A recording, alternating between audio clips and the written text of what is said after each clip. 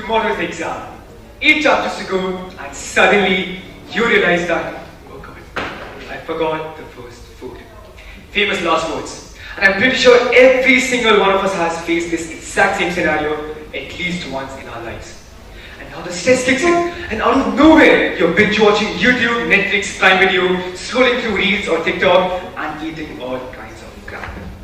11:30 p.m., half an hour to go, your fight or flight response kicks in. You start thinking rationally, you choose to study, but it's too late. The damage has been done.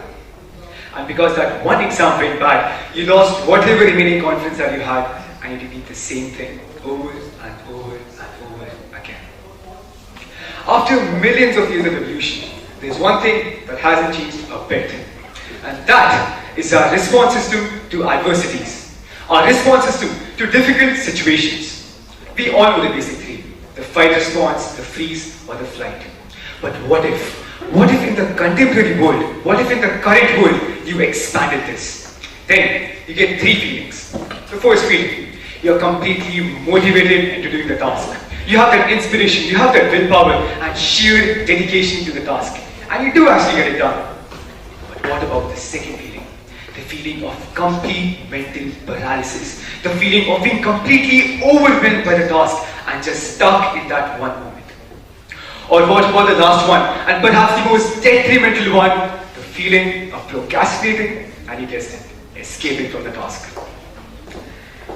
In the current world, it's a universal fact that each and every one of us procrastinates on a daily basis.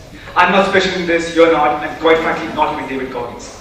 But the reality is, despite of what all these people tell us, this is a basic human instinct. But what if we thought outside the box? What if I don't bore you with facts like 34% of all the adults procrastinate, 26% of all the workers procrastinate, it costs companies $10,000 every single year because employees procrastinate, blah blah and blah. This everybody knows. But what if we thought outside the box? What if we thought of escapism as a form of procrastination? Now escapism sometimes can be a very good thing. Think about this. A random Sunday afternoon, lying in your bed, listening to that one nostalgic song, scrolling through all the old photos, videos, and just feeling good, reminiscing those old moments. But think about this. This exact same feeling translates to escapism in a form that becomes a hindrance in your task. You're binge watching, binge listening, binge eating, and this, when it repeats over and over again, it's called chronic escapism. What if procrastination is essentially escapism with a perspective? Think about this again. Procrastination is essentially chronic escapism with escaping mentally challenging tasks or physically challenging tasks for cheap entertainment and pleasures. But when you're escaping from the moment, when you're a chronic escapist, the problem is everything happens subconsciously, which means that even 95% of people don't realize that they're actually escaping from the task. And by the time you do actually realize, the damage has been done. But, in the words of my favorite tortoise, Master Reprogramming, one often meets his destiny on the road he takes to avoid it. I love this character. But on a much more serious note, think about this. Every single time you were procrastinating, you were essentially escaping from the current moment where life actually lies. Now I've talked for approximately 3 minutes and 24 seconds on what exactly is procrastination and escapism. When we know it's so bad for us, when we know that we should not do this, why are we so hell-bent on destroying our own journeys for development? I'll tell you why. We all have this idealistic version of ourselves. This one version that we want to meet, either through achievements, awards, weight loss, anything. And the problem is, in this entire journey of being him or her, we forget to be ourselves. We don't accept ourselves. And in this entire pressure, the pressure becomes so suffocating that we are willing to run away from this one person back into this known version of ourselves that turns towards cheap escapism and pleasures. So you get stuck in this vicious cycle of escaping the present moment, falling back into those bad activities that make you feel bad, but also give you that momentary comfort of not being the person you actually want to be, and finally facing life. Because guess what? That's life. And it never really stops for anyone. But what if I told you, you are going to be okay? What if I told you that there is a solution for this detrimental hindrance that everyone faces in their lives? But before that, can you have a small activity? Can everyone just snap your finger 3 times? So 1, 2, 3. Excellent. Now can everyone please just blink 3 times? So 1, 2, 3. Sounds weird and goofy, but just stay with me. The activities you just did, these exact same activities, they brought your monkey brain from the delusional world, from the fictitious world, back into this one moment where life truly lies. It brought your mind back from delusions. It brought your mind back from escaping from this one moment where life actually exists. And think about this. Every single time you're escaping from your task, every single time you have that urge to just step away from the difficult tasks, you are not living in the moment.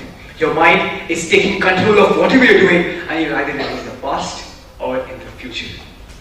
But the idea of this activity was not that every time you want to study, you blink 3 times or snap your fingers. The idea is, just leave that phone for 2 minutes. Step out of that room. Talk to someone, anything that brings you back in that one moment where you truly enjoy living. Now, believe it or not, 95% of all our actions are controlled by the subconscious mind. The mind, which obviously isn't conscious, and also the mind, which can't exactly be accessed. Think of it as a hard drive in a computer. You can't exactly access the hard drive, but you can alter the information given to the hard drive. So ultimately, the output changes as well. And this is exactly what you have to do. You have to reprogram your subconscious mind. Sounds very high-tech, but it's extremely easy. All you have to do is surround yourself with positive people and give yourself positive reinforcement even when people are out there. The result of this activity is that every time you have that natural instinct to escape, your mindset becomes like this. Is it really that hard? Can I not face this? Am I really that weak? And when you get this, you will actually notice that you stop escaping and start living in the current moment and stop procrastinating. And the last one, and perhaps my favorite one, fake it till you make it. It's not just a strategy that works when you want to talk in front of 100 people. Trust me, I'm doing it right now. But fake it till you make it is a known technique that many successful people use to fake confidence when they need it the most. The idea is, faking confidence is the best way to actually have confidence. And that's all you have to do. The next time you have that urge, I want to escape from this, I want to procrastinate, I want to step away from this, you have to think, really? Do I have to? Just shut up. Do I have to? And that's exactly what you have to do. When you fake that confidence, when you fake that belief, ultimately, you start believing the belief. Now, for this 15 tech talks before me, the 15 innovation-filled tech talks, all of you know what exactly is phosphorescence. And I love Deepest Nobel for giving us this theme because phosphorescence is quite literally the phenomenon which is brilliant because look at this. But apart from that, phosphorescence means that when materials absorb light, they emit that in the form of light even after the energy source is gone. And I hope today I can be your energy source and you can emit this light in the form of productivity and progress. And you can actually escape from escapism. And just to leave you all with this one quote by Alan Alda, a real loser is someone who's so afraid of not winning, they don't even try. Thank you very much.